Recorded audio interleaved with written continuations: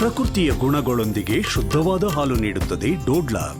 ಕುಟುಂಬಕ್ಕೆ ನೀಡಿದೆ ನಾನು, ಕ್ಷಣವು ನಿನಗದನ್ನು ಕೊಡುವೆನು. ಡೋಡ್ಲಾ, ಶುಚಿತ್ವದ ಮುದ್ರೆ.